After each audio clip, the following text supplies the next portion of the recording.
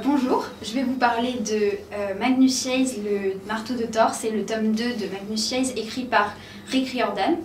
Donc Rick Riordan, c'est un auteur qui au départ faisait plutôt du thriller, du roman pour adultes. Il a aussi écrit pour la jeunesse, mais en fait il s'est surtout fait connaître à travers Percy Jackson, la saga qui en fait mêle les dieux grecs avec le monde actuel.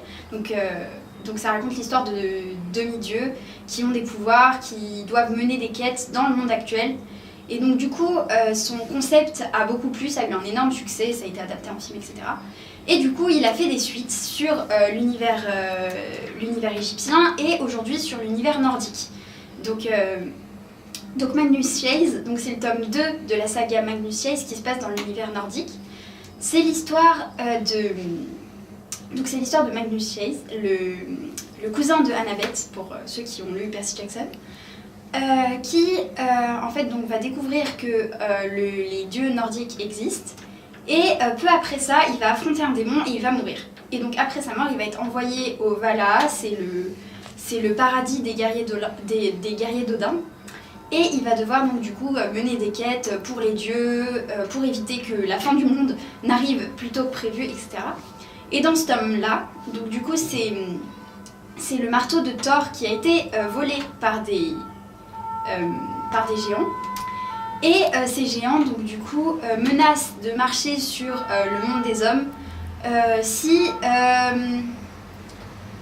alors ils menacent de marcher sur le monde des hommes, oui, si du coup ils ne font rien pour l'en empêcher. Et donc leur plan, ça va être d'offrir une épée qu'on appelle la Skofnung Sword aux géants pour en gros recevoir le marteau en échange et pour pouvoir les combattre et pour pouvoir donc éviter la fin du monde. Donc cette histoire est une histoire très transportante qui nous emporte tout de suite, qui en fait pour aussi ceux qui auraient peut-être été déçus par les suites de Percy Jackson, ils doivent s'imaginer que c'est un tout autre univers et qu'en fait ça repart sur des nouvelles bases beaucoup plus intéressantes. Il y a tout un univers nordique avec des elfes, avec des nains, avec des dieux qui va être très très intéressant, qui va venir avec sa magie. Et tous les personnages aussi sont particulièrement attachants et très originaux.